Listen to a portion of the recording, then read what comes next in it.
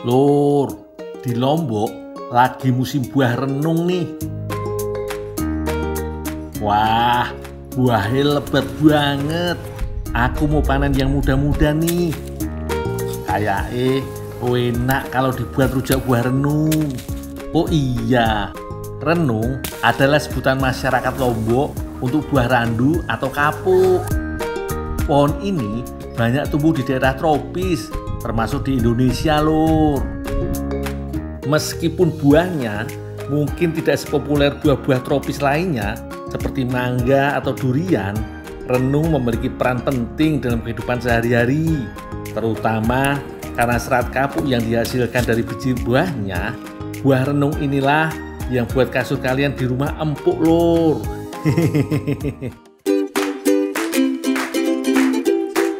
Lihat, Lur, batangnya besar toh dan berduri.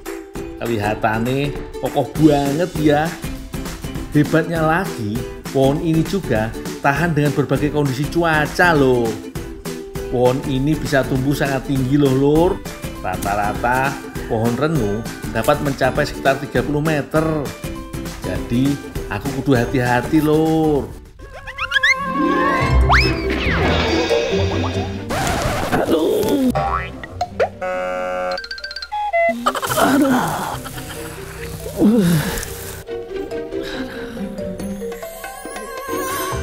Nah kan, apa aku bilang, Lur? Sekalinya ndak hati-hati, terjun aku dari pohon renung. Aduh, pinggangku. Mana pas banget karena bekas orang bakar arang lagi. Wapes, wapes.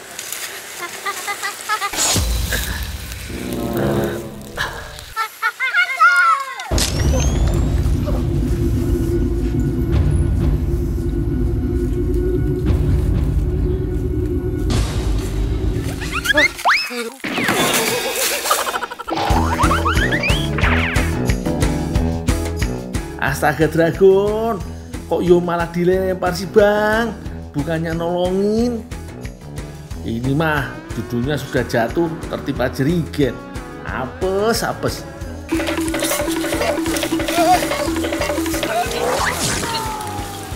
Aduh, jerigen lagi.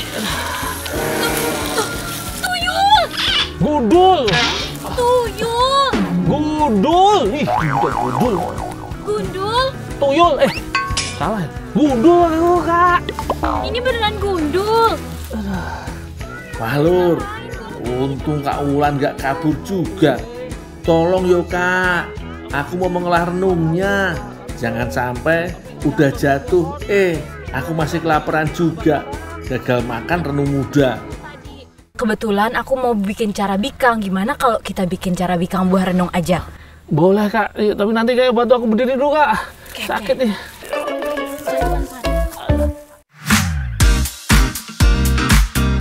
Lur, aku dan Kak Wulan mau bikin cara bikang buah renung.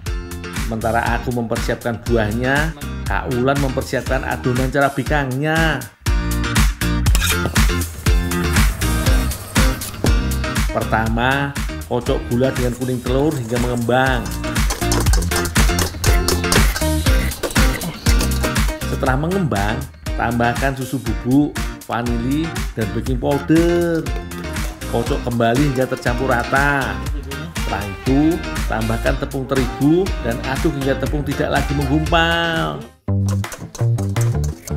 Selanjutnya, biar makin gurih, tambahkan juga santan, Lur. Tapi nggak cuma bikin gurih, santan juga bisa bikin adonan semakin lembut.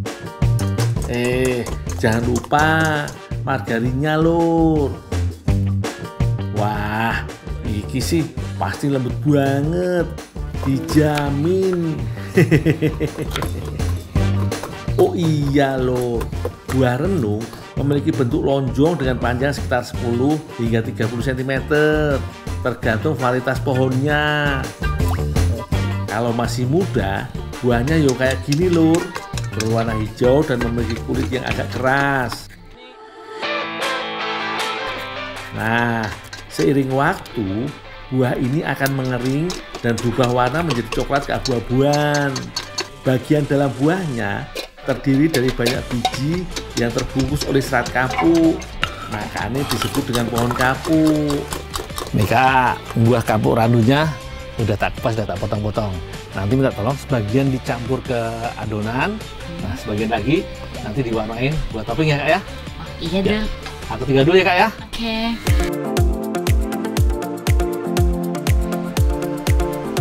Lur, rasa renung yang sepat masam pasti cocok dipadukan dengan gurih manisnya carabikang. Makanya aku minta Kak Wulan untuk mencampurkan ke adonan.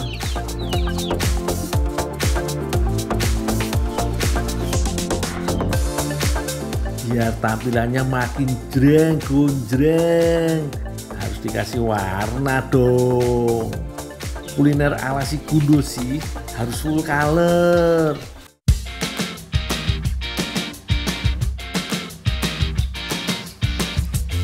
Kalau sudah, tinggal dipanggang menggunakan cetakan lur. Tuangkan adonan dan tunggu hingga lubang-lubang kue terbentuk. Nah, ini nih khasnya carabikang. Saat sudah setengah matang begini, taburkan topping buah renung yang sudah diwarnai. Carabikang buah renung siap dihidangkan panas-panas lur.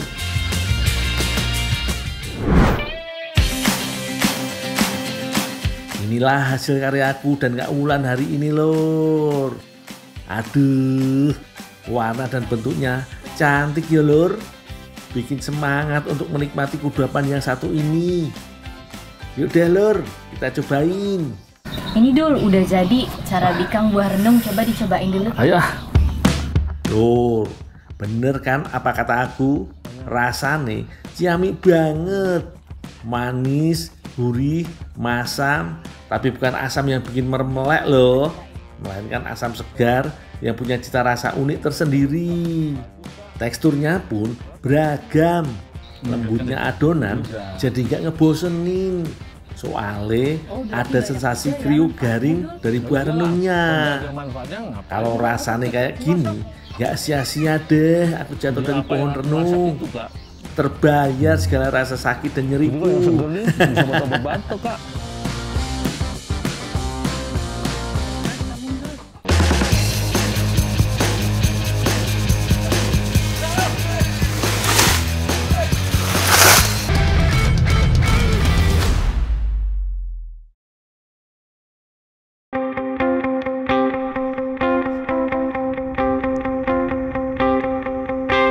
Lagi sibuk apa lur?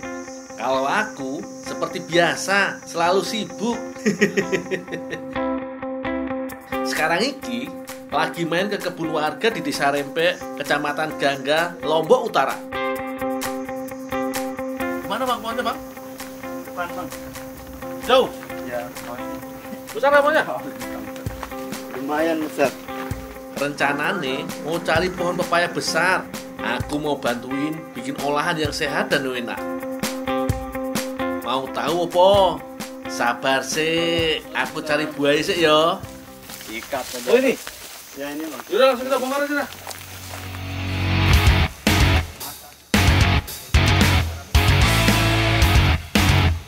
Kebetulan kebun milik warga ini akan dialihfungsikan menjadi kebun hortikultura. Jadi sekalian bantu membersihkan pepohonan yang masih tersisa. Wah, agak sini Pak. Kejar. Jangan salah yo, yang mau kita olah bukan buah atau daunnya, tapi batangnya. Jadi harus diambil seakar-akarnya. Bagi sebagian orang, batang pepaya hanyalah limbah yang tidak bermanfaat. Tapi di Desa Rempek, batang pepaya bisa jadi bermacam kue atau lauk makanan.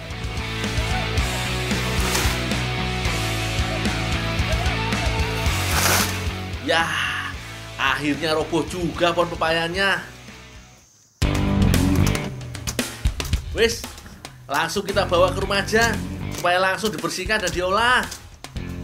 Meskipun kelihatannya ramping, batang pepayanya lumayan berat loh. Tapi kalau buat gundul, Ini si kecil. Tuh, dua, tiga.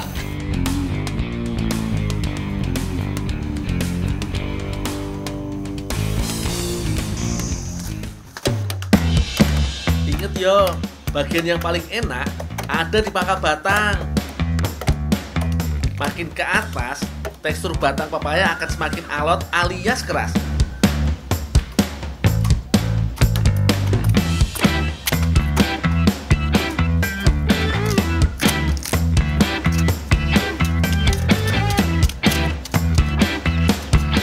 Selanjutnya, potongan batang pepaya diparut untuk mendapatkan tekstur yang lembut dan unik. Nanti, batang pepaya parut akan dicampur dengan adonan kue doko-doko. Kue tradisional ini sangat digemari warga desa Rempik. Soalnya rasanya enak dan cara membuatnya lumayan mudah.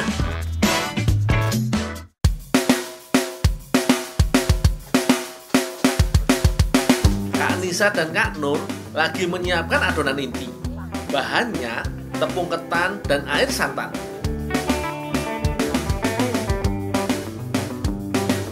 Aduk terus sampai jadi adonan yang kalis.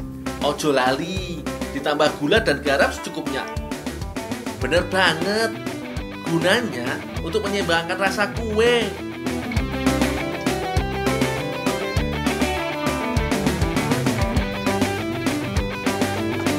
Selanjutnya, adonan dibagi menjadi dua bagian. Kalau mau tampilannya cantik, tinggal tambahkan pewarna makanan saja. Bebas pokoknya.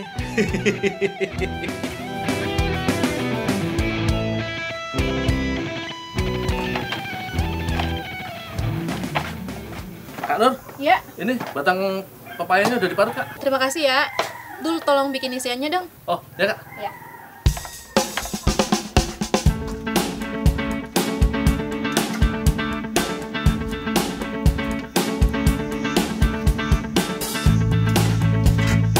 Wah, iki bagian yang paling penting, membuat isi kue doko-doko. Biasanya kue doko-doko berisi kelapa parut. Nah, kalau yang ini diganti batang pepaya parut. Langsung dimasak dengan gula merah aja yo.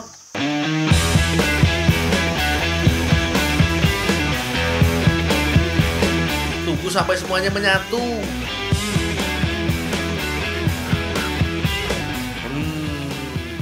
Aromanya mantul. Jadi tidak sabar pengen nyobain ini.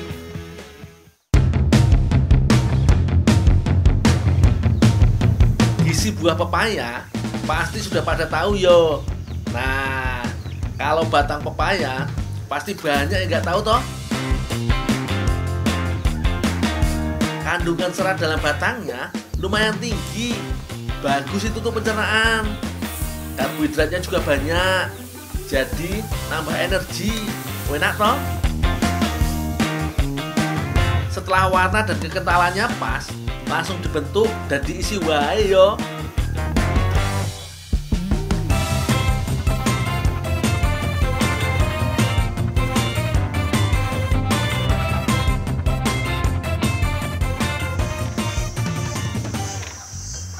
Nur, ini batang pepayanya udah jadi unti, Kak?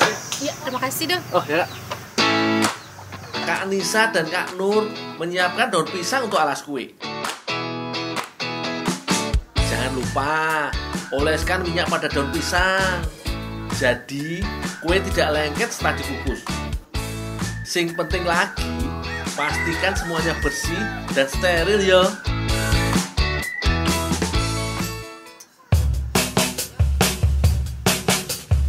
Bentuk kue doko-doko bisa dikreasikan yo. Kalau mau yang gampang, tinggal dipipihkan begini. Kemudian diisi dan rapatkan lagi.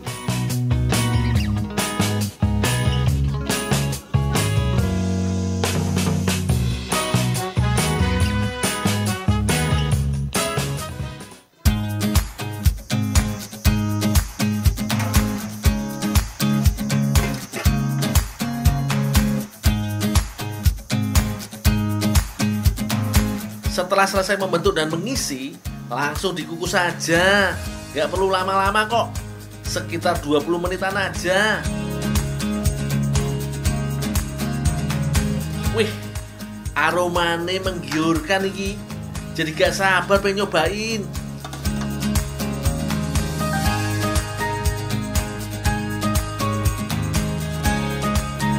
Iye, jos toh? Penampakan kue doko-doko batang pepaya? Gak usah pakai lama, langsung aku buktikan aja yo enak.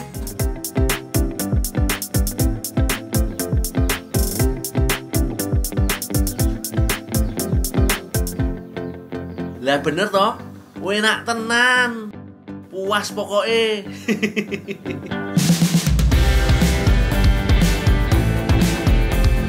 Apalagi manfaatnya bagus untuk kesehatan kita. Kurang opo coba? Kurang banyak bikinnya.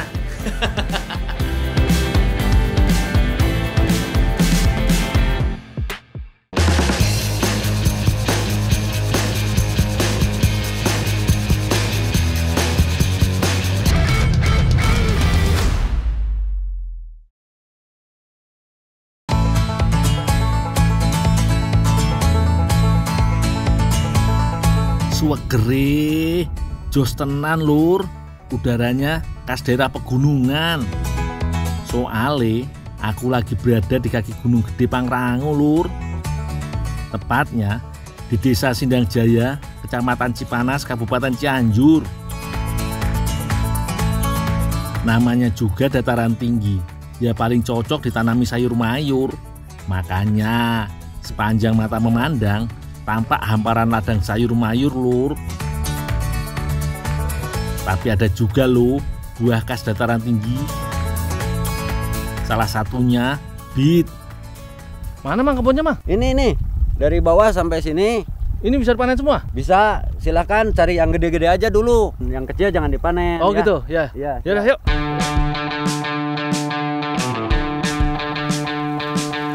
Oh iya, udah pada tahu kan apa itu buah bit?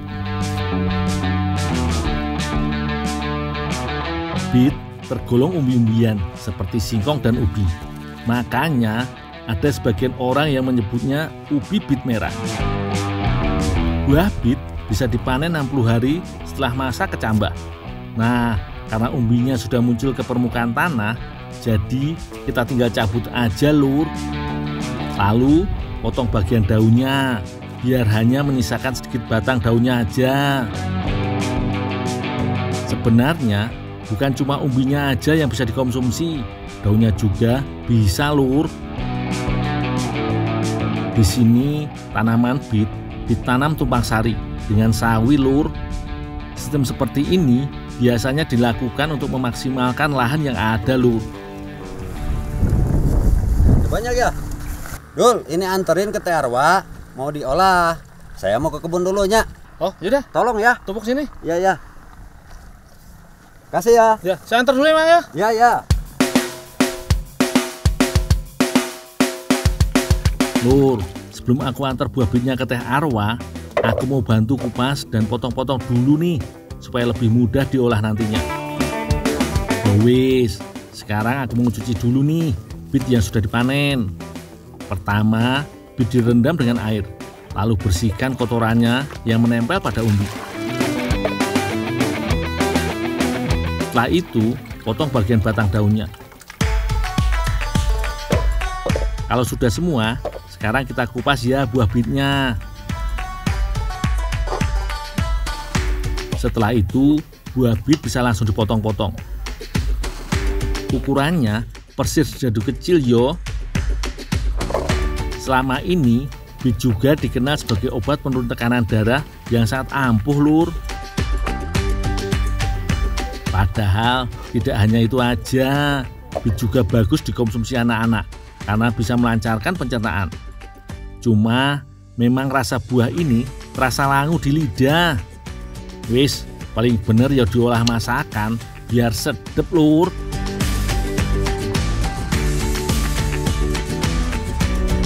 Kali ini Teh Arwa sama Bu Iis mau olah-olah makanan spesial berbuahan bit. Namanya rogan sup. Arwah, ini ubi bitnya udah kupas, udah potong-potong. Makasih, Dul. Ya teh. Untuk membuat rogan sup iki lur, bahan yang dibutuhkan cukup sederhana nih. Ada kelapa muda, kacang hijau yang sudah dikukus, roti tawar, susu cair, kelapa tua, gula pasir, dan pastinya potongan buah bit. Nah, kalau bahan sudah siap, langsung aja kita bikin lur. Pertama, kita potong roti tawar dan kerok dulu kelapa mudanya. Habis itu, parut deh kelapa tuanya. Lalu, kelapa yang sudah diparut iki akan ditambahkan air untuk diambil santannya lur. Agar santan dan ampas kelapanya terpisah, ojo lali disaring dulu ya lur. Sekarang kita bungkus semua bahan iki pakai daun pisang ya lur. Caranya, ambil sedikit demi sedikit kelapa muda, kacang hijau, roti, susu cair, gula pasir, santan, dan buah bitnya. Habis itu, tinggal langsung dikukus aja tuh lur. Ojo lali, kunci bungkusan dengan potongan lidi ya lur. Lakukan berulang ya lur, sampai semua bahan habis terbungkus. Nah, kalau sudah, rogan sup khas Cianjur iki siap dikukus. Pastikan air di dalam kukusannya sudah mendidih yo. Oke, sekarang masukkan dulu satu persatu rogan supnya ke dalam kukusan. Kalau sudah, jangan lupa tutup panci agar panasnya terkumpul sehingga matangnya pun sempurna lur.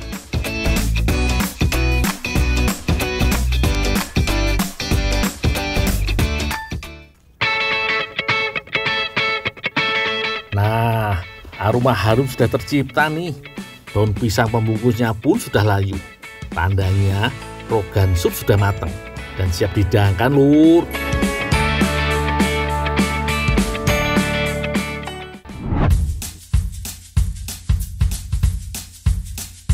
Wah iki lur, si cantik rogan supnya. Ambune harum tenan lur.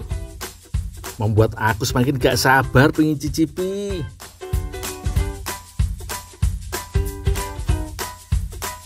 Ya wis, gak pakai lama, langsung aja kita cicipin lur. Sekali hap, lembut banget di mulut lur. Oh iya lur, nama rogan sendiri merupakan singkatan dari bahan baku utama kuliner iki, yaitu roti dan dawegan alias kelapa muda. Biasanya rogan menggunakan pisang lur, tapi kali ini kita ganti menggunakan buah bit yo. Cita rasa yang unik pada kudapan ini membuat siapa saja yang mencobanya dijamin akan ketagihan deh lur. Bikin pingin lagi dan lagi. Aku aja nambah terus iki.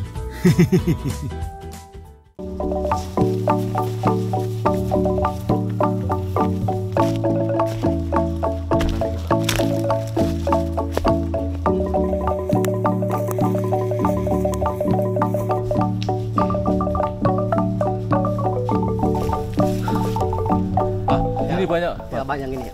Saya naik ini. Dan abang sini ya. Iya.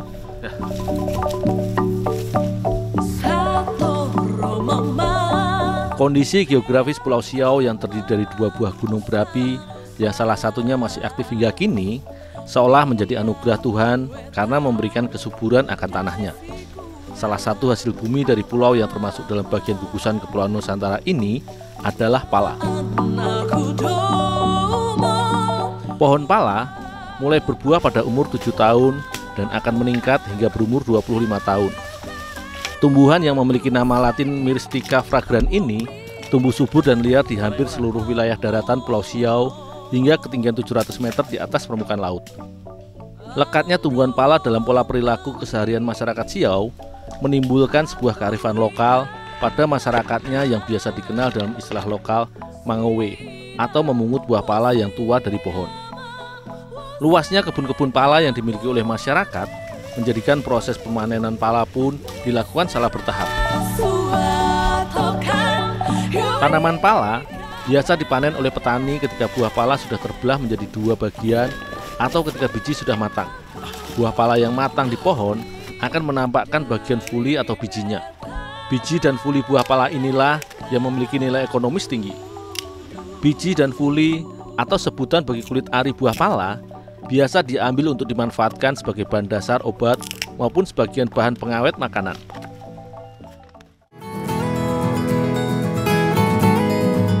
Fuli pala hasil panen dikeringkan dengan langsung dijemur di bawah sinar matahari. Sementara biji pala dikeringkan di dalam gudang penyimpanan.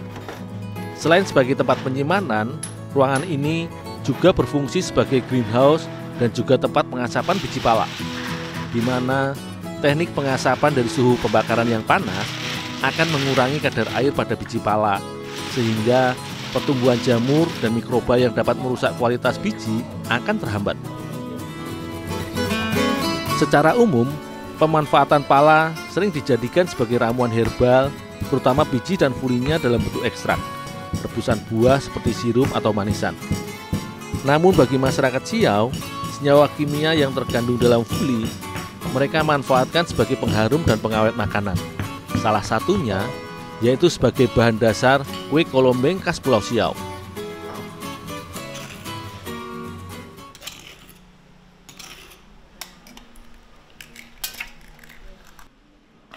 Proses pembuatan cemilan ala masyarakat Siau bisa dibilang cukup sederhana dan segar, karena bahan yang digunakan langsung diambil dari alam.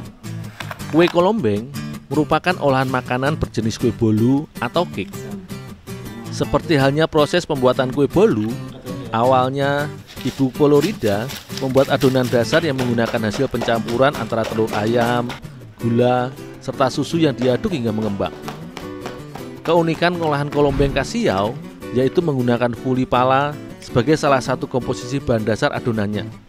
Selain fungsinya sebagai aroma layaknya jenis rempah-rempah lainnya, seperti kayu manis atau cengkeh, fuli pala mengandung senyawa yang juga baik untuk tubuh bila dikonsumsi, karena mengandung antioksidan, serta dapat membantu melancarkan peredaran darah dan mencegah kolesterol.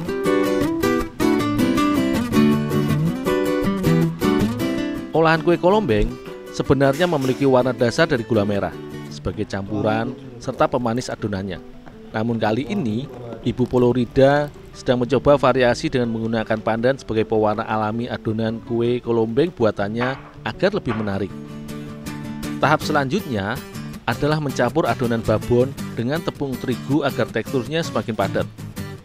Selain penggunaan pewarna alami sebagai variasi, kue kolombeng juga ditambahkan irisan buah pala pada adonannya untuk menambah aroma serta tekstur pada kue olahannya.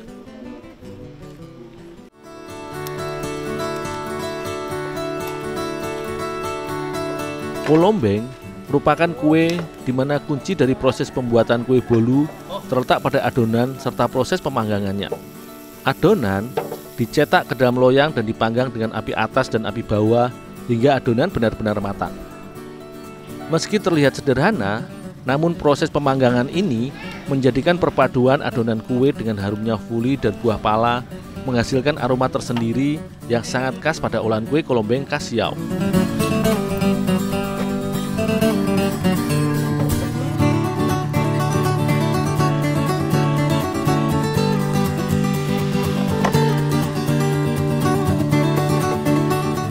Sebagai olahan cemilan atau kue, kolombeng merupakan sajian jajanan yang nikmat juga syarat manfaat.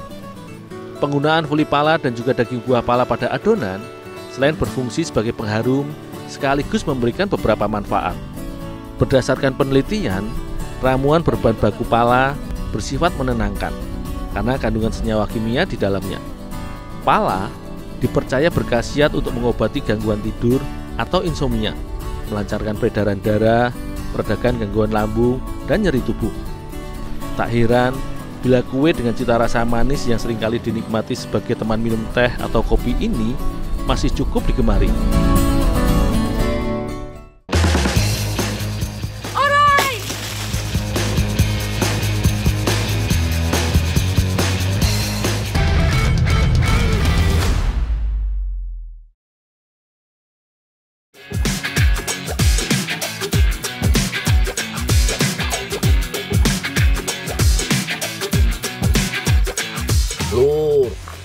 aku sedang berada di Desa Teja, Kecamatan Raja Galuh, Majalengka.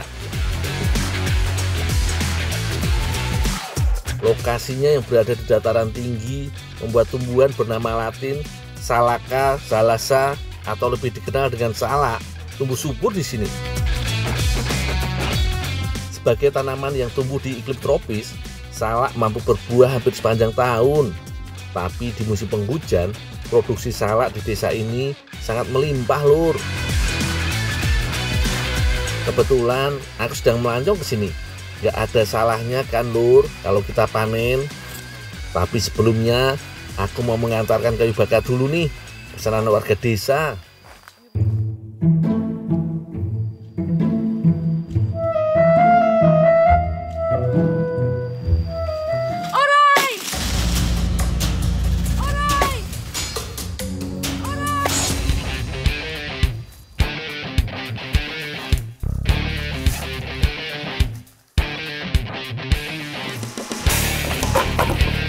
Ada apa, Neng? Itu ada orai.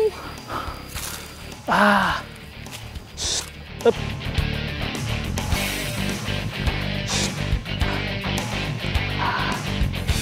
Neng, agak perlu takut, Neng, sama orang ginian mah. Ini ular sahabat petani.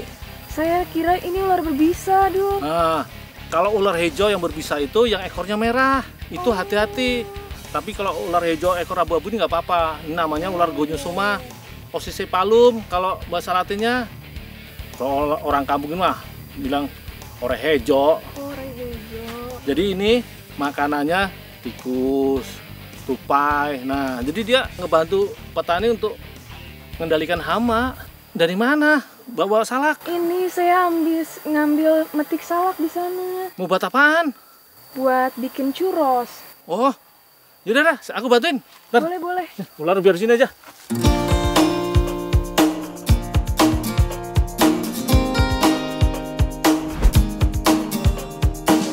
Wah, kebetulan Neng Ica habis panen salak. Yowis, sekalian tak bantuin aja deh. Siapa tahu dibagi masakan hasil olahan salaknya Neng Ica.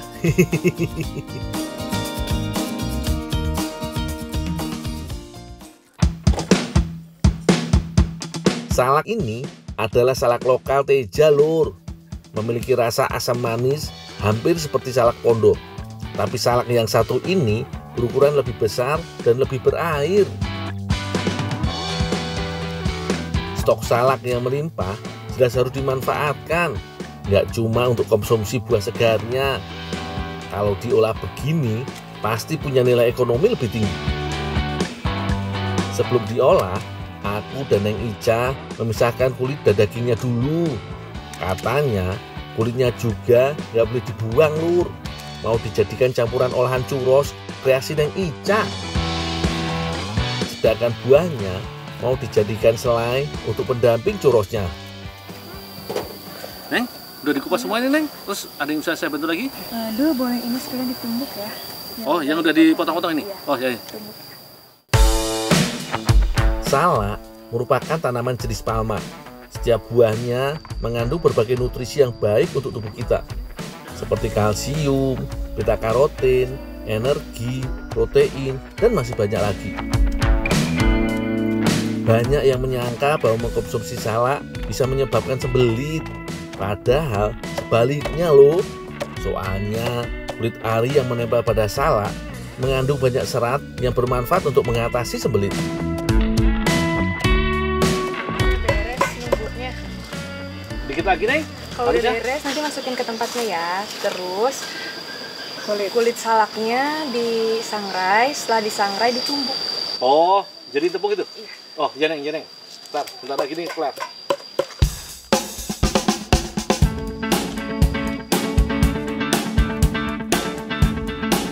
Salak yang sudah ditumbuk akan aku olah jadi selai. Caranya gampang, Lur. Masak salak tumbuk dengan gula, lalu diaduk sesekali sampai adonan selai mengental. Sambil menunggu selainya matang, sangrai kulit salak untuk mengeringkan kandungan airnya. Jika sudah berubah warna dan mudah hancur, angkat dan tumbuk hingga menjadi tepung. Kulit salak punya kandungan nutrisi yang tinggi loh Lur, seperti vitamin C, karbohidrat, fosfor, serta zat besi.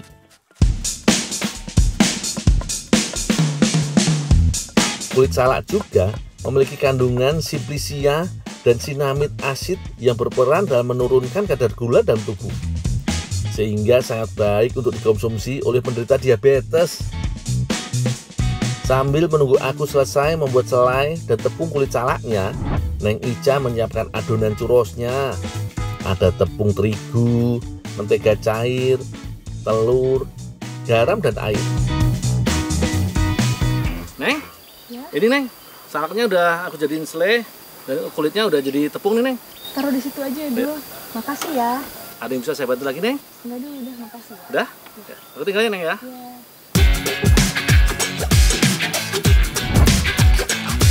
Untuk membuat adonannya, uleni tepung, mentega cair, dan gula hingga kalis. Lalu tambahkan telur, terakhir tambahkan tepung salak dan uleni kembali hingga rata. Biar tampilannya api, bagi adonan menjadi beberapa bagian, lalu berikan pewarna Lur. Kemudian masukkan ke dalam plastik segitiga. Dengan speed bintang, cetak dan biarkan dingin selama beberapa saat.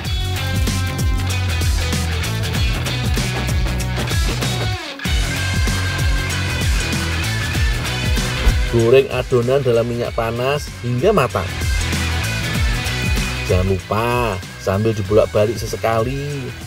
Sing penting jangan sampai adonan gosong Lur.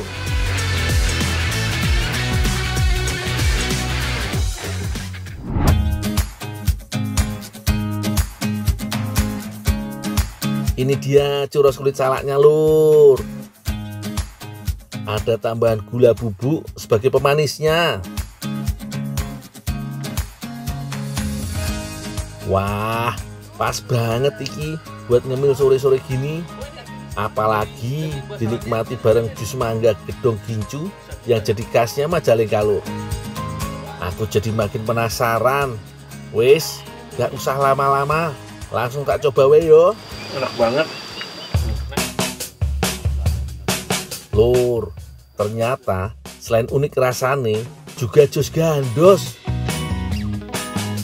Kue churros yang gurih berpadu ciamik Lur sama selai salaknya yang manis lembut.